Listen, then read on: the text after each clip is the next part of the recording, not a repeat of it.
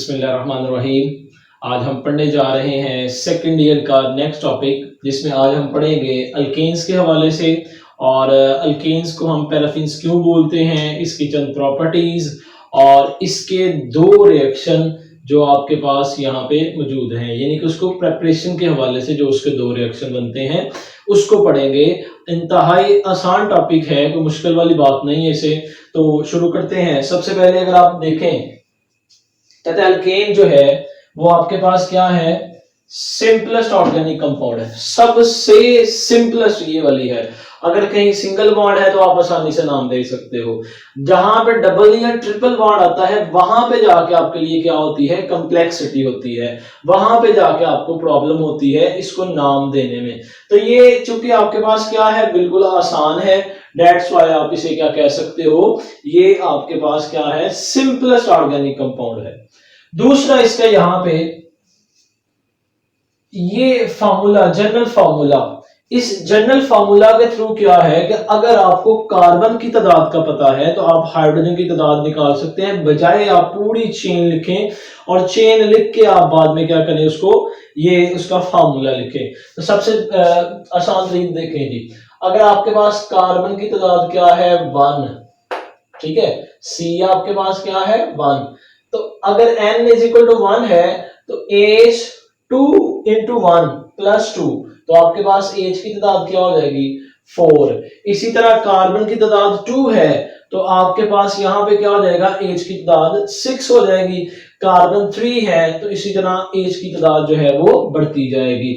n को आपने क्या करना है, जितने कार्बन की तादाद है उस हवाले से उसके आपने इक्वल कर देना है। अगर आपके पास कार्बन 1 है तो n is equal to 1, carbon 2 है n इज इक्वल टू 2, आगे जो n है उसमें वो n की वैल्यू पुट कर दे, जिससे आप अल्केन का फार्मूला निकाल सकते हैं। किसी भी कार्बन का जो फार्मूला बनता है वो निकाल सकते हैं। उसके बाद आप कहते हैं जी, आपने ये भी पढ़ा शुरू में कि जो कार्बन है कौन से ग्रुप में लाई करती है, ग्रुप 4a में ये लाई करती है। कौन से ग्रुप में लाई करती है, ग्रुप 4a में। जब ग्रुप 4a में लाई करती है तो उसकी वैलेंसीज भी क्या होती हैं, 4, यानी उसकी क्या होती हैं, 4 वैलेंसी होती है, जिसको आप सिंगल बॉन्ड के जरिए से सेटिस्फाई करते हो। और यही जो सिंगल बॉन्ड के जरिए से आप सेटिस्फाई करते हो, कहते हैं उसको आप नाम क्या देते हो, सैचुरेटेड हाइड्रोकार्बन। वो नाम क्या दोगे आप यहां पर से, सैचुरेटेड हाइड्रोकार्बन। तो सैचुरेटेड हाइड्रोकार्बन ऐसे हाइड्रोकार्बन है जिसमें कार्बन की वैलेंसी आपके पास क्या होती है, सिंगल बॉन्ड के जरिए से यहाँ पे फुली सेटिस्फाई होती है। ना यहाँ पे डबल बॉन्ड की जरूरत पड़ती है, ना ही ट्रिपल बॉन्ड की जरूरत पड़ती है। उसके बाद कहता है मीथेन जो है, CH4 मीथेन, जो मीथेन होता है वो आपके पास simplest member of this family. जिस तरह सैचुरेटेड अनसैचुरेटेड में अल्केन जो है वो सिंपलेस्ट आपके पास ग्रुप है, इसी तरह आपके पास मीथेन भी क्या है, आपके पास simplest member of this family. Methane है, इथेन है, प्रोपेन है, ब्यूटेन है, पेंटेन है, हेक्सेन है, हेप्टेन है, ऑक्टेन है, नोनेन है, डेकेन है। ठीक है, ये सारे के सारे क्या है, उस फैमिली का हिस्सा है। और उसका सबसे टॉप जो है वो मीथेन है, और वही आपके पास क्या है, सिंपलेस्ट उसका फार्मूला है और उसका मेंबर है। कहते हैं इसमें कौन सी हाइब्रिडाइजेशन होती है, sp3 हाइब्रिडाइजेशन होती है। इसकी ज्योमेट्री क्या होती है, टेट्राहीड्रल।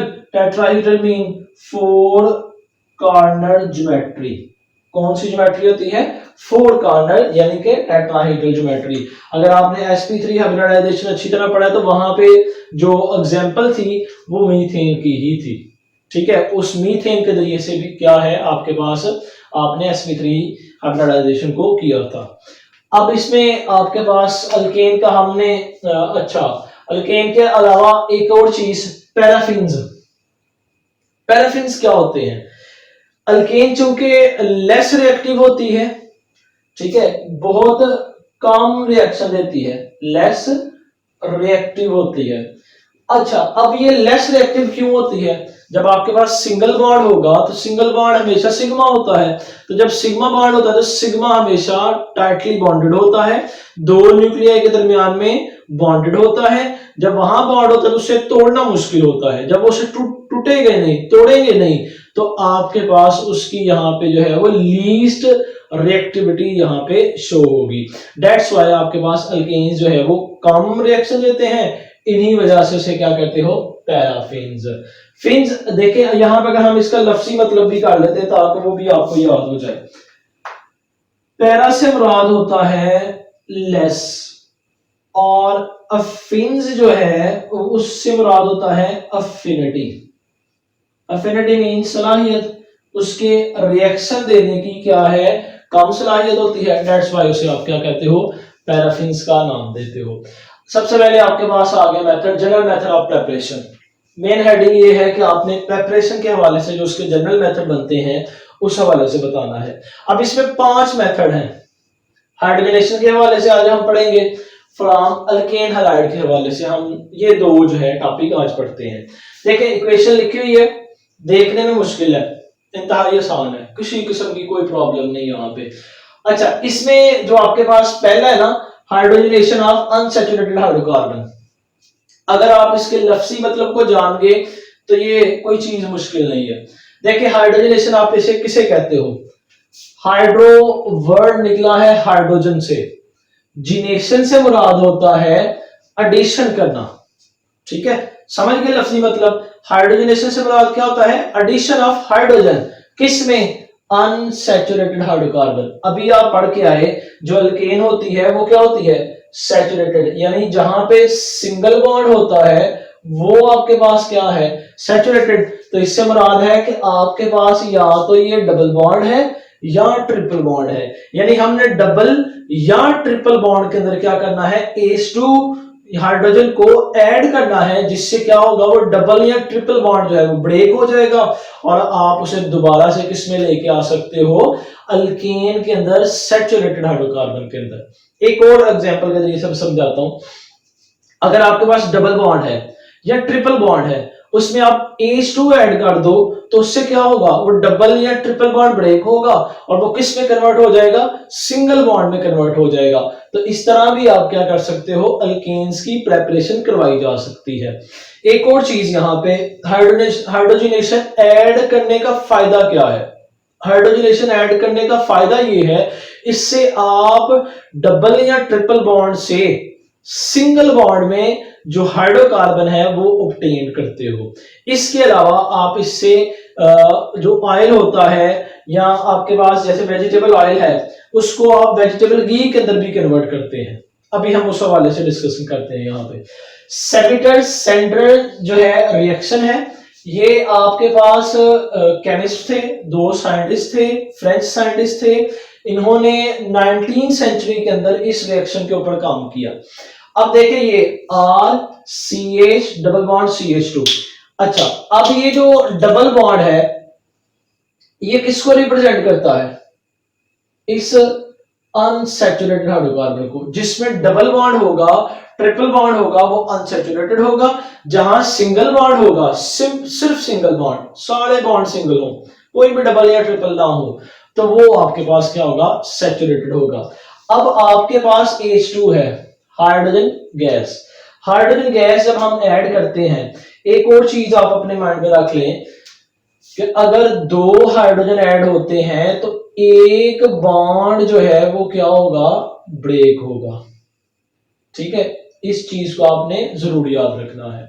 अगर ट्रिपल बॉन्ड है तो उसमें 2 H2 ऐड करने पड़ेंगे, अगर डबल बॉन्ड है तो उसमें एक H2 ऐड करना पड़ेगा। अब यहां पे देखें जो H2 है, जब यहां पे एक और चीज, अटैक वाली बात नहीं है यहाँ पे, यहाँ एडिशन वाली बात है, ठीक है। तो हमने क्या कहना है, जब H2 ऐड होता है इस कंपाउंड के अंदर, ठीक है, तो यहां मौजूद जो डबल बॉन्ड है, डबल बॉन्ड जो है आपके पास क्या करता है, यहाँ पे डबल बॉन्ड में क्या क्या चीजें होती हैं। देखिए 2 बॉन्ड होते हैं, ये इस तरह, एक ऊपर वाला बॉन्ड, एक नीचे वाला, जिसे हम कहते हैं डबल बॉन्ड। इसमें एक आपके पास सिग्मा होता है, दूसरा आपके पास क्या होता है, पाई होता है। ये जो सिग्मा होता है ये आपके पास क्या होता है, स्ट्रॉन्ग और ये जो पाई है ये आपके पास क्या होता है, वीक बॉन्ड होता है। तो जब H2 ने अटैक करना, अटैक नहीं, यहाँ पे H2 ने क्या करना है, ऐड होना है, तो उसने सिग्मा वाले बॉन्ड को कुछ नहीं कहना, उसने किसको ब्रेक करना है, इस पाई बॉन्ड को जो है यहाँ पे ब्रेक करना है, जिससे वो क्या होगा, यहाँ पे सिंगल बॉन्ड में आ जाएगा। जब ये सिंगल बॉन्ड में आएगा तो एक हाइड्रोजन इस तरफ शिफ्ट हो जाएगा और एक हाइड्रोजन जो है वो यहां शिफ्ट हो जाएगा।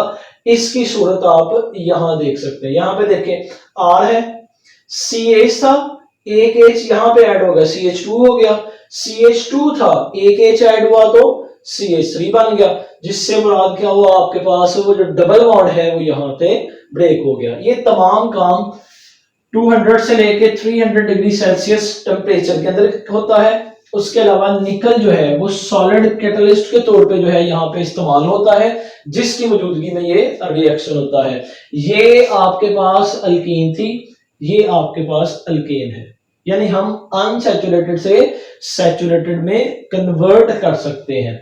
दूसरा इसमें reaction CH2 double bond CH2, आप देख के ये अंदाजा लग गया होगा कि ये क्या है, आपके पास अल्कीन है।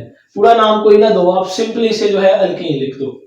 अब इसमें भी दोबारा ऐड होगा H2, जैसे ही H2 ऐड होगा तो किसको ब्रेक करेगा, इस पाई बॉन्ड को ब्रेक करेगा, सिग्मा को वो छेड़ेगा भी नहीं। सिग्मा चूंकि स्ट्रॉन्ग है तो वो टूटेगा नहीं, बल्कि वो क्या रहेगा, रिमेन सेम रहेगा। और जब जैसे ही ये ऐड होगा तो ऐड होते ही इसका जो ये पाई बॉन्ड है ये ब्रेक होगा। तो पाई बॉन्ड जब ब्रेक होगा तो कार्बन को अपनी वैलेंसी क्या करनी पड़ेगी, पूरी करनी पड़ेगी। तो कार्बन को जब वैलेंसी पूरी करनी पड़ेगी तो ये जो दो एज थे जिन्होंने इसको ब्रेक करवाया, कार्बन क्या करेगा, एक को इधर शिफ्ट कर देगा, एक को इधर शिफ्ट करेगा, जिससे क्या होगा, CH2 था, एक H ऐड हुआ, CH3 हो गया, CH2 था, एक H ऐड हुआ, CH3 हो गया। तो ये भी काम निकल की मौजूदगी में होगा। 200 से लेके 300 डिग्री सेल्सियस तक जो है हीट देनी पड़ेगी, जिससे आपका ये रिएक्शन जो है वो मुकम्मल होगा। कहते हैं निकल की जगह पे हम प्लाटिनियम और पैलेडियम, प्लाटिनियम का फॉर्मूला Pt, पैलेडियम का फॉर्मूला Pb, इसको भी आप ऐड कर सकते हो। और उस वक्त टेम्परेचर क्या होना चाहिए, 200 से 300 डिग्री सेल्सियस नहीं होना चाहिए, बल्कि क्या होना चाहिए, रूम टेम्परेचर होना चाहिए, 25 डिग्री सेल्सियस होना चाहिए।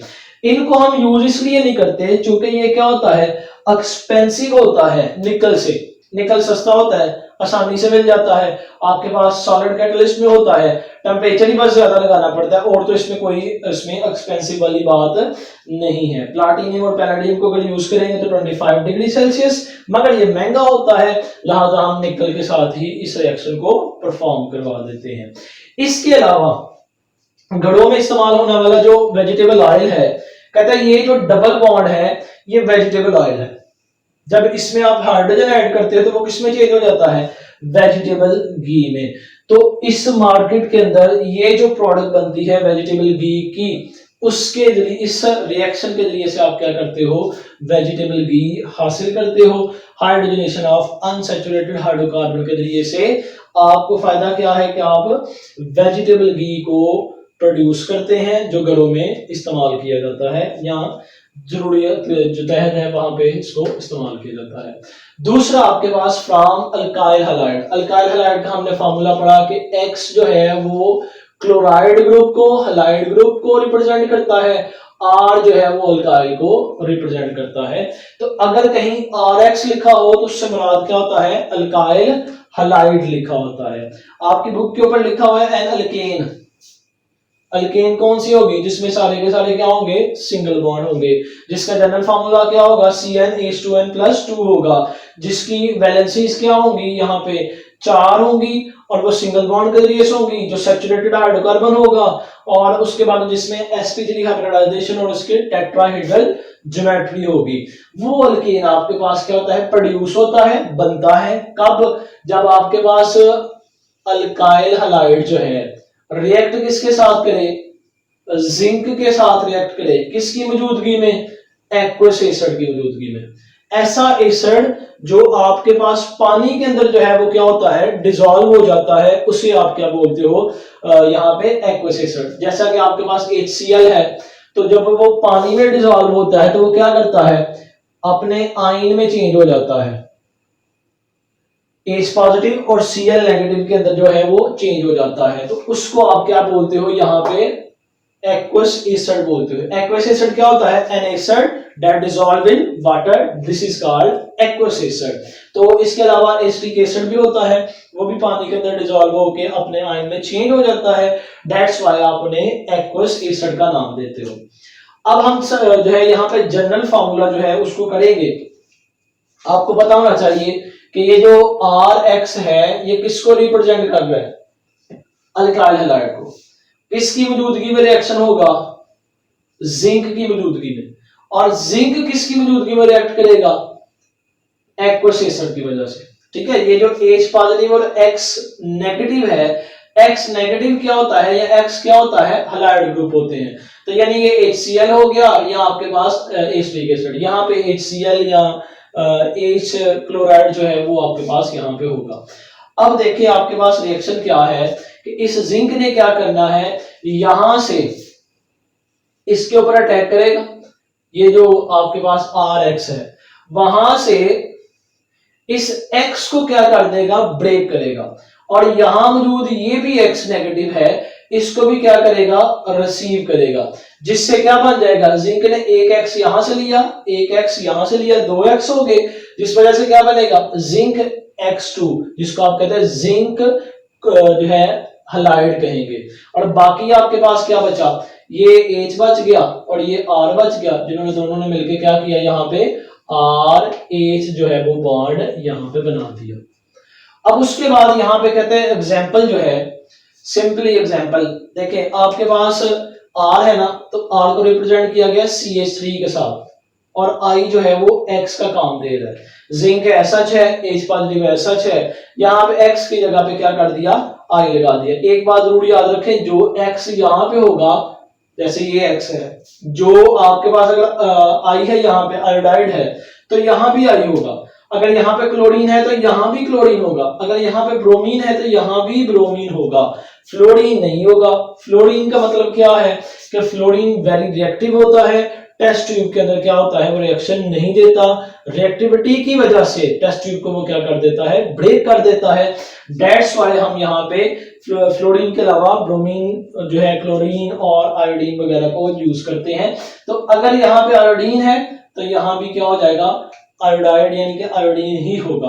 तो CH3I प्लस जिंक जो है वो भी क्या करेगा, यहाँ पे अगेन एक I जो है यहाँ से और एक I जो है यहाँ से कैप्चर करेगा, दोनों साइड से ब्रेक करेगा, तो जिंक I2 जो है वो बन जाएगा, और ये जो CH3 है वो एक H यहाँ से लेगा, तो क्या बना देगा, CH4 यानी कि मीथेन, और हमने अभी कहा कि क्या बनती है, अल्केन बनती है। ठीक है, तो आपको कंफर्म कब होगा कि ये रिएक्शन हो चुका है, अगर इस रिएक्शन के लास्ट पे सफेद कलर का पाउडर बने, सफेद कलर का पाउडर बने यानी व्हाइट कलर्ड पाउडर बने, तो उससे मुराद ये होगा कि आपके पास जो जिंक है उसने दोनों दोनों क्लोराइड, दोनों आपके पास जो है हैलाइड जो है उसको रिसीव किया है, और जिंक जो है हैलाइड ग्रुप बना दिया है। तो इससे मुराद ये हुआ कि व्हाइट कलर के आपके पास पाउडर बनेगा। दूसरा रिएक्शन जिसका नाम क्या है, 2-ब्रोमो-ब्यूटेन। अब देखिए आपके पास नंबरिंग कहां से करनी है, आपने 1 2 3 4। अगर आपको नोमेनक्लेचर याद हो कि जिस तरफ से सब्स्टिट्यूएंट लगा हुआ है, जिस तरफ सब्स्टिट्यूएंट लगा हुआ है और एंड कार्बन के नजदीक भी है, वहां से आपने नंबरिंग करनी है। तो 1 2 3 4 आपने नंबरिंग की, तो 2 ब्रोमो और 4 कार्बन है, तो 4 कार्बन की वजह से ब्यूट, सिंगल कार्बन है तो एन आपके पास यहाँ पे उसका नाम लग गया।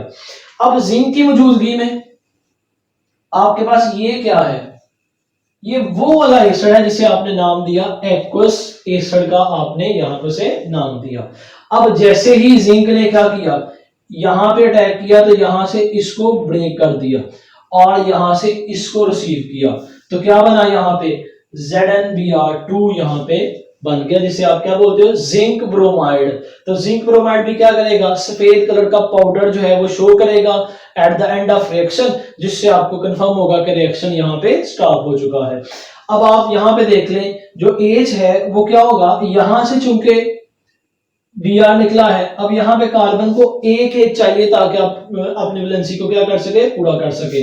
तो ये जो एज है वो यहाँ पे शिफ्ट हो जाएगा, जिसकी वजह से यहाँ पे क्या बना, CH2। बाकी कार्बन की वैलेंसी पहले पूरी थी, इसकी ब्रोमीन निकलने की वजह से इसकी वैलेंसी क्या हो गई, कम हो गई। दैट्स व्हाई वो क्या होगा आपके पास CH की फॉर्म में आ जाएगा। लास्ट इसमें एक हेडिंग है हाइड्रोजिनोलाइसिस। हाइड्रोजिनोलाइसिस से मुराद है कि जब आपके पास H2 होता है तो H2 की ब्रेकडाउन, यानी कि हाइड्रोजन की ब्रेकडाउन। हाइड्रोजिनेशन से मुराद है एडिशन ऑफ हाइड्रोजन, हाइड्रोजिनोलाइसिस से मुराद है ब्रेकडाउन ऑफ हाइड्रोजन। तो यहाँ पे ये RX ग्रुप है, अल्काइल हैलाइड ग्रुप है। तो क्या कहता है, जब H2 की फॉर्म में होते हैं तो H2 को आप क्या लिख सकते हो, H सिंगल बॉन्ड H, ठीक है, लिखा जा सकता है ना। इसकी ब्रेकडाउन किस तरह कि एक हाइड्रोजन एक तरफ मूव कर जाता है, दूसरा हाइड्रोजन दूसरी तरफ। तो यानी एक हाइड्रोजन जो है वो इस R के पास आ गया, एक हाइड्रोजन आपके पास किसके पास आता है, X के पास आता है, जिसके नतीजे में क्या बनता है, RH और HX आपके पास जो है वो बॉन्ड बनता है।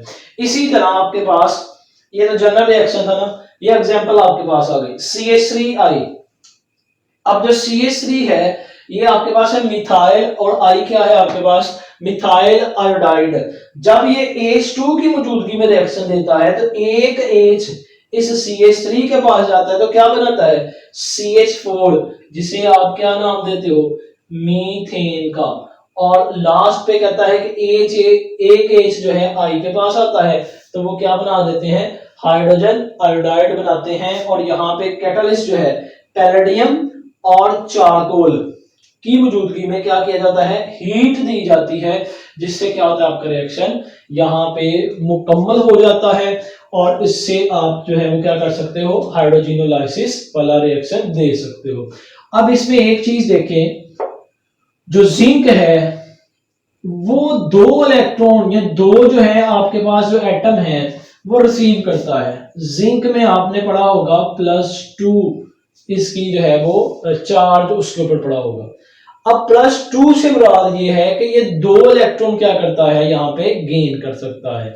2 इलेक्ट्रॉन गेन करेगा, अपनी बैलेंसी पूरी करेगा, जिसके नतीजे में क्या होगा, यहाँ पे ये ZnX2 बनाएगा, ZnI2 बनाएगा, ZnBr2 बनाएगा। तो आपके पास जो है ZnX2 ये बना सकता है, ZnI2 बना सकता है, ZnBr2 बना सकता है। That's why 2 हैलाइड ग्रुप जो है इसके साथ लगते हैं, जिससे क्या होता है, जिंक जो है एटम से आपके पास एलिमेंट में या कंपाउंड की फॉर्म में जो है वो वहां पे ZnX2, ZnI2 और ZnBr2 की फॉर्म में यहाँ पे एग्जिस्ट करता है। आज हमने अल्केन के हवाले से पढ़ा। अल्केन में भी हमने 2 चीजें पढ़ी, एक हमने पढ़ा यहाँ पे हाइड्रोजनेशन और दूसरा हमने पढ़ा अल्काइल हैलाइड के जरिए से अल्केन का बनाना। अगर आपसे कोई पूछे कि ये दोनों आपने पढ़े हैं, इनका फायदा क्या है, तो इन सब का फायदा ये है कि आप इनके जरिए से अल्केन बना सकते हो। ठीक है, फायदा क्या है, आप इनके जरिए से अल्केन बना सकते हो, ये है जनरल फायदा। दूसरा फायदा ये है कि आप वेजिटेबल ऑयल जो है उससे आप वेजिटेबल घी बना सकते हैं। ठीक है, और यहाँ पे आप क्या कर सकते हैं, यहाँ पे व्हाइट कलर का पाउडर जो कि जिंक हैलाइड की निशानी है, हैलाइड में आपके पास क्लोराइड, ब्रोमाइड, आयोडाइड आ सकता है, और साथ में क्या बनता है, अल्केन बनता है। और इसके अलावा हमारे पास क्या होता है, यहाँ पे एक्वस एसिड होता है। तो ये था आज हमारा अल्केन के हवाले से टॉपिक। इंशाल्लाह नेक्स्ट लेक्चर के साथ, नेक्स्ट वीडियो के साथ फिर हाजिर होंगे। तब तक के लिए इजाजत दीजिए, अल्लाह हाफिज।